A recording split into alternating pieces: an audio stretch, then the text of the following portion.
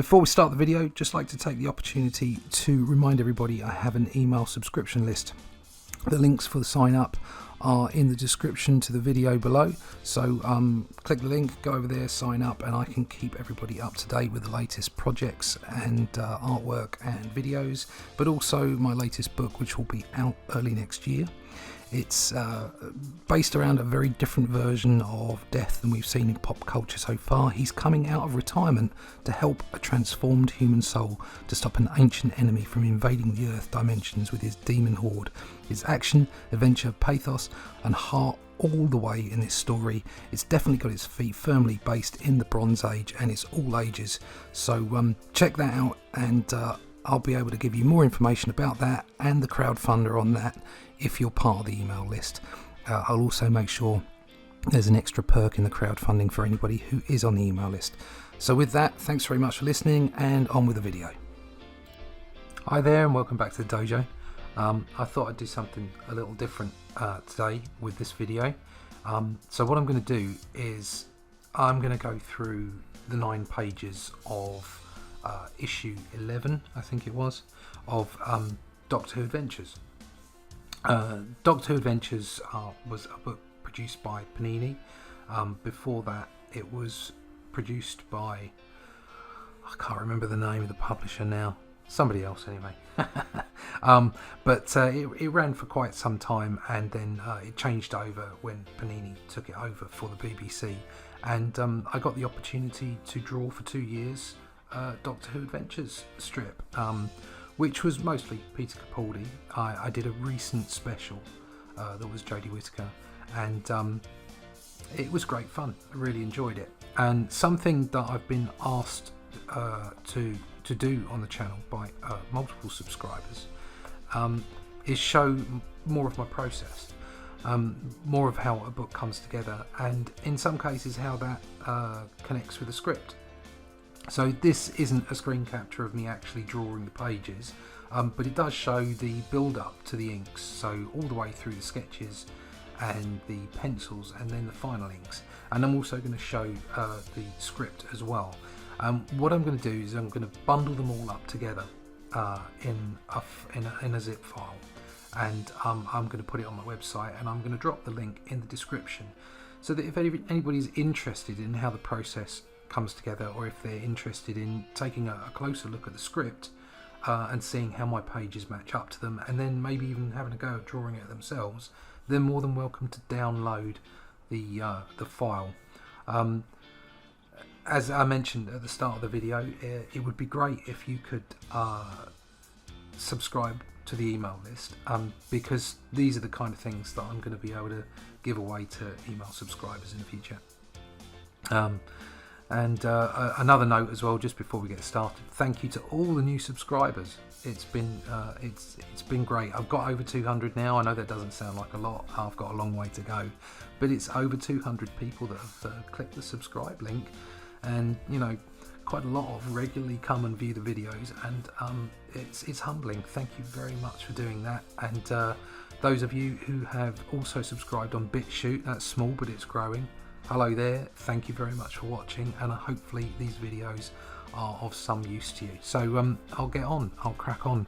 The first thing I've got here is the page 1, where else to start, and you can see there's my sketch. I don't tend not to do thumbnails for these, especially as it was like 9 pages plus a couple of pages of illustration for the written story of the Paternoster Gang. So I tended not to. I just tended to go straight into a sketch. Here's the script.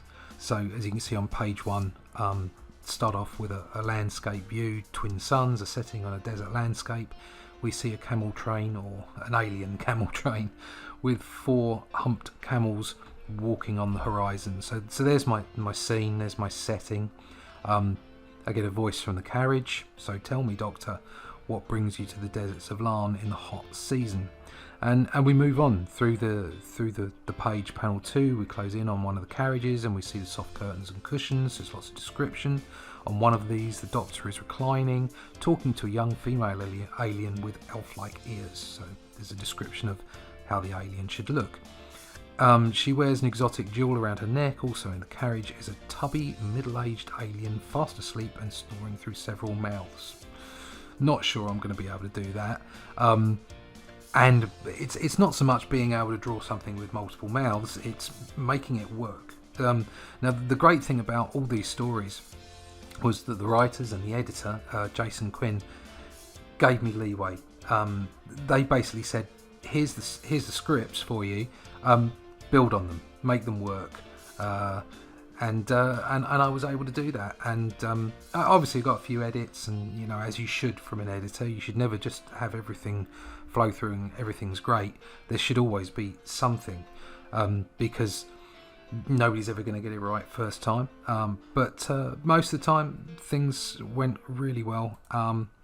They went real well all the time, but things were smooth to the point of there were few interactions as far as making me change stuff around. There were only tiny small amendments and corrections and what have you. So as you can see, as I've started off with the script, we've got the top panel here, and I've just flicked it because this is a sketch. I've just flicked it in, and then we focus in. You can see just past. So description of them. You can see I haven't just zoomed in on the carriage itself. I've got another guy and one of the camel creatures leading it. So you're led straight in, zooming in, but not to the point where you don't understand. So the great thing about comics and what should be you should be able to do with comics is you should be able to take the script out and at least be able to understand the story from a very general perspective, without all the word bubbles and all the narration. So you need to lead the reader in, and that's what I'm trying to do here. So as the script asked me to do, I've zoomed in closer, but I've also given a little hint that this is where you are. You're at the side of a carriage, because the first panel you couldn't see any detail of the carriage, as you'll see when I move further in, and then to the next panel where we're closer in, and you see the Doctor, and you can see, I don't even see quite from the sketch there, but he's a bit on the surprise side, which is because in the script here we can see that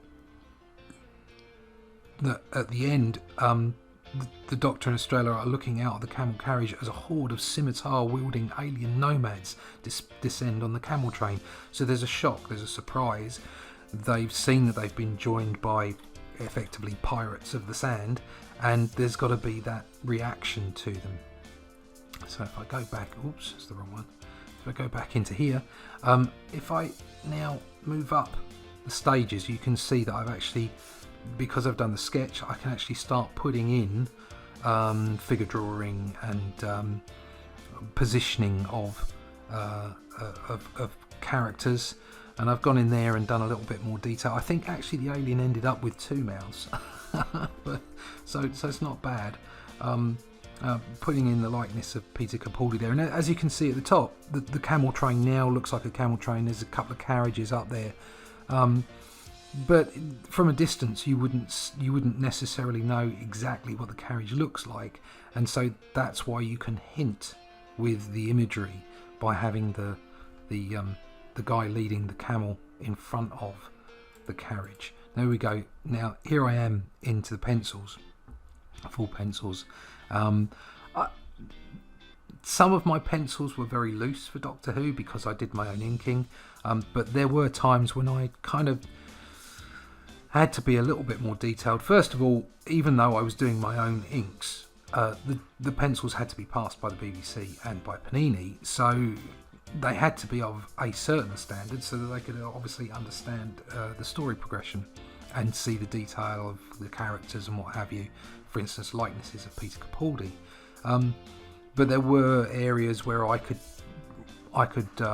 roll back on detail because obviously doing my own inks, I didn't need to be super detailed. So here we go. We're going to move in, and I'll go to the inks now, and you can see the final thing. And there we have the camel train across the top. zooming closer in while they talk. There's the alien snoring in the back, and we have the scene getting closer into the scene, and something is heard. They hear the commotion going on outside, and then you get to see through their eyes over their shoulders out to the commotion that's going on as the sand pirates turn up. So there's sort of a short run through of the first page through to the finished inks, and a description from the first page from the script, so that you can kind of understand the process that I go through. And what I'll do now is I'll just flick through the artwork and show you the various stages. I won't keep on referring back to the script.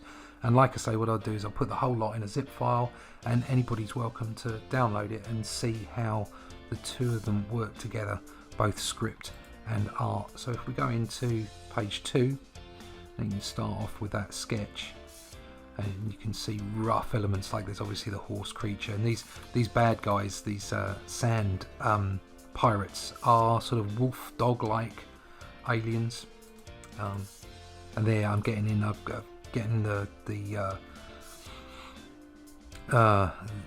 the likeness of Peter Capaldi. You can see I'm closing in on the figure drawing, getting the characters and the elements in the right place, and then finish up with some detailed or more detailed penciling that then leads to the final inks. This was I did a 24 issue run on Doctor Who, and enjoyed it very much, but really saw my artwork improve over the period. It became, by the time it got to the end, I became quite satisfied with what I was doing with the art. The art at the start wasn't bad. It worked and it told the story really well, but I really started refining some of the things that I was doing. Here we come to page 3, and there's the first sketch. So this is very loose, actually, very sketchy, not much different to a thumbnail. And then you zoom in closer on this, and you can see that I'm starting to put together environments, interaction between the characters, then getting the characters figure drawing, and the facial expressions and what have you, get that right, and then finish off again with the pencils. I really enjoyed this story, actually. It was good fun, something a little different.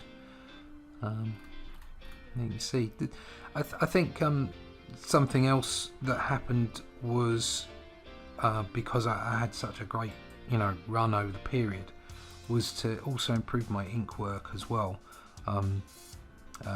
While I was working with Panini, I ended up working on Draw the Marvel Way, and that also gave me a great run. That was like 100 issues. I wasn't on the first 8, but from issue 8 or 9 onwards, I worked on every book, and that gave me an opportunity to really hone my skills as far as inking is concerned. Obviously, I'm not the finished product. I don't think any artist ever is, but I've come a lot further, a lot quicker than I thought I would. And there's no doubt about it, drawing every day, that's what makes the difference. So here we are on page 4, got the first sort of rough sketch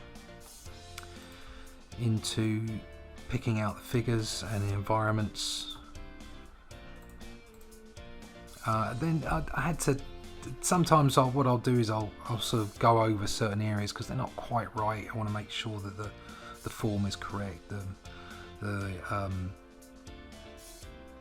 figure drawing is right, all that kind of stuff. Just get it quite right, so that previous sketch wasn't close enough. And then into the final pencils. Again, I enjoyed. I got some reference for a crocodile on this because there's this crocodile monster coming out of here, so I've got some crocodile reference. And there's the final inks on that. I'll go on to the next page. Again, this is my first sketch. So again, trying to get that movement and in the Doctor and in what he's throwing at the monster, the lizard monster, crocodile monster, and then a crocodile monster raising up. So you can see trying to get that energy and movement in the sketches here. If you go look at the script, if you download the script, you'll hopefully be able to see how that came to be, how the script described to me what they wanted and how it turned into my version of it. You might have a different version if you want to draw the script out for yourself, which would be great actually. It'd be good to see anybody who puts a page together based on the script and compares it to my page, not in a sort of a competitive way, just in a see how other people interpret these things. It'd be very good to see that. Again, what I've done is I've just planned out a background to lay in the back behind the action.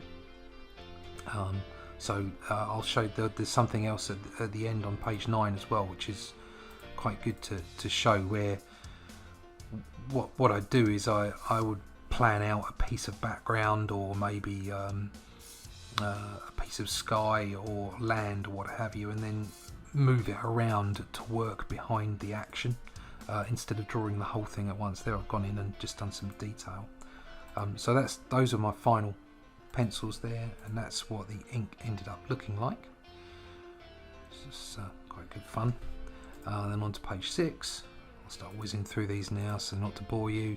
There's your sketch, movement, positioning, pacing, and then adding in detail, a correct anatomy, getting even the anatomy on things that aren't real, like the monster that's going on here.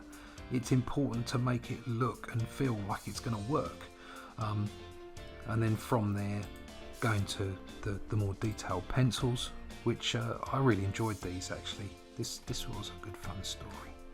Forgot how much fun this was to draw. And then the inks over the top, trying to get some different textures with the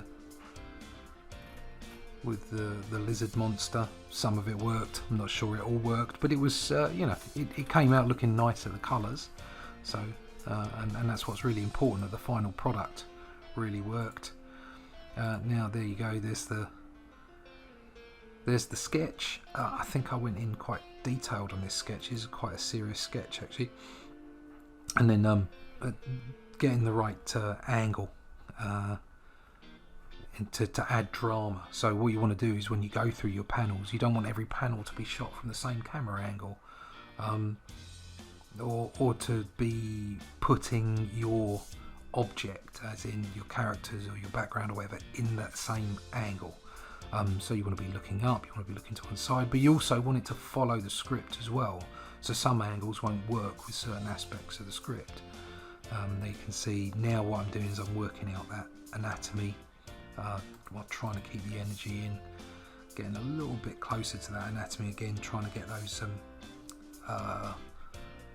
Capaldi likenesses working. Just a little bit more detail on that guy, and then there you go. That's the final pencils. I think most of the time I picked out Capaldi's likeness reasonably well. I got a lot of photographic reference for it. I was complimented on it on several times, so it worked for me. He's got quite a characterful face, quite craggy and what have you, and very expressionate. So it was easier to do. It was certainly, I found it easier to do than Jodie Whittaker's face, because she's far better looking, and so it's quite difficult to it's more difficult to get that likeness. So we go into page 8, and there's my sketch.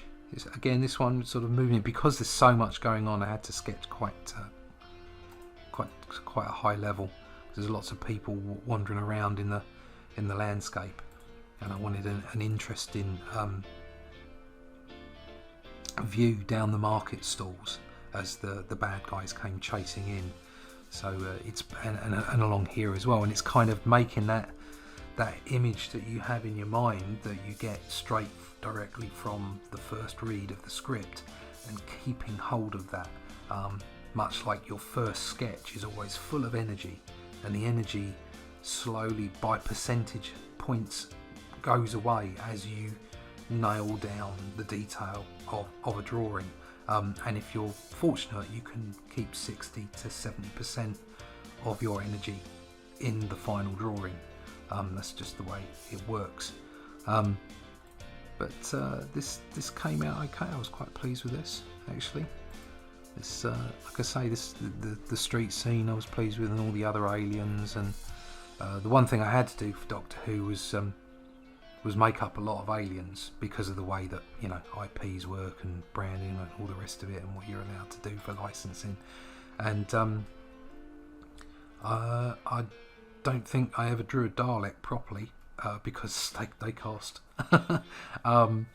And also I think it's not just that, it comes down to canon as well. They, you know, I think the BBC were concerned about too much crossover and how that would work in canon, whereas if you go away and come up with completely new aliens and alien worlds, then it doesn't have any effect on the show, and there's no conflict of the storylines, and you can kind of do pretty much anything. It actually leaves it quite open, but it does mean that I have to create, or I had to create, a lot of different looking aliens and monsters and stuff like that, which I don't own.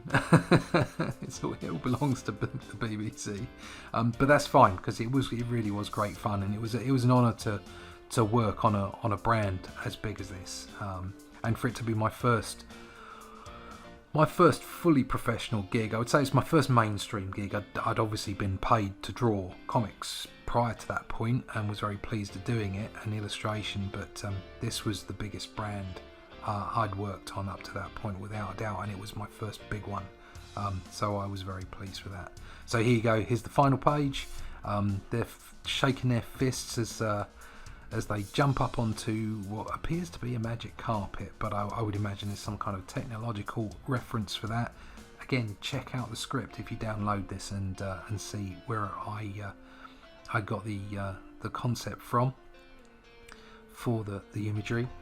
So there's the sketch, there's I just moved in a little bit closer on the detail of the wolfmen things. Right, okay, what's going on here? As I mentioned a little bit earlier, what I've done here is I've actually I've used the magic of computers.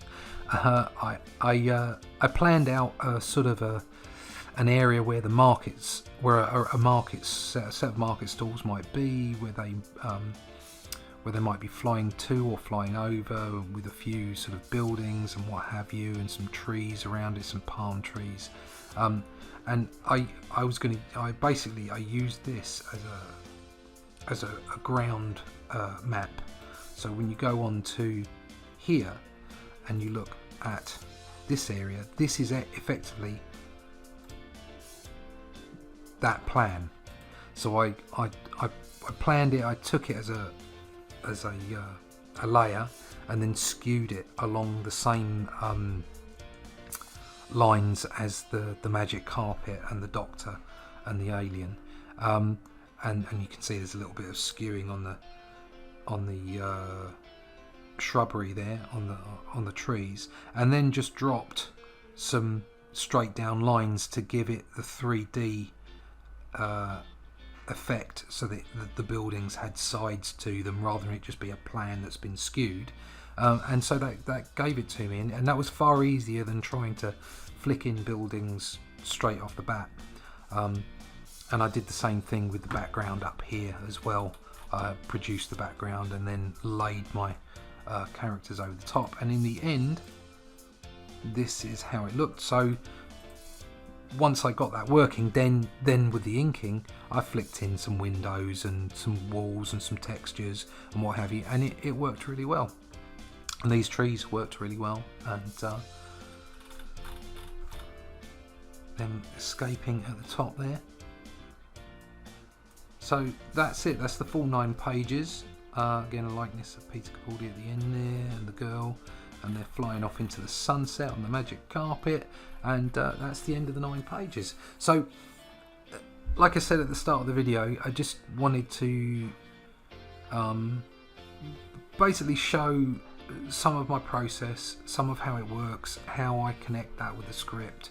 I've been asked to show that by some subscribers and some people who watch the video, and I thought, well, I should maybe let you in and see that for yourselves.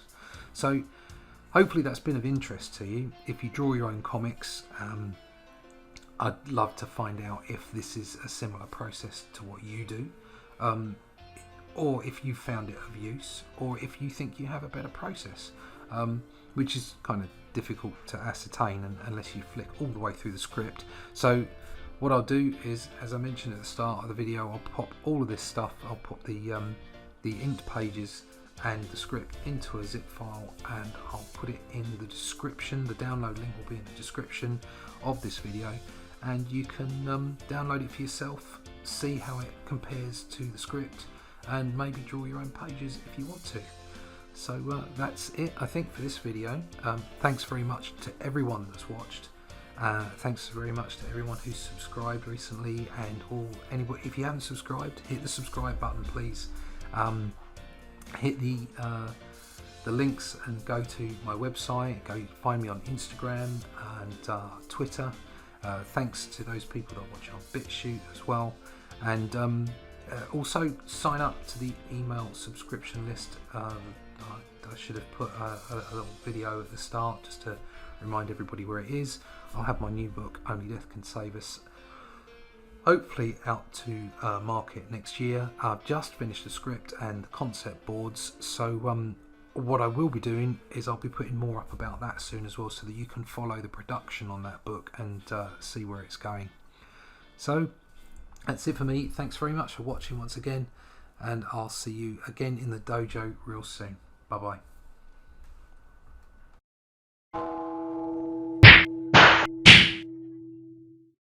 Thanks for watching Comic Book Black Belt. If you've enjoyed the content from this video, please like, share or subscribe, and come over and follow me on Twitter. It's been great having you in the dojo. See you again soon.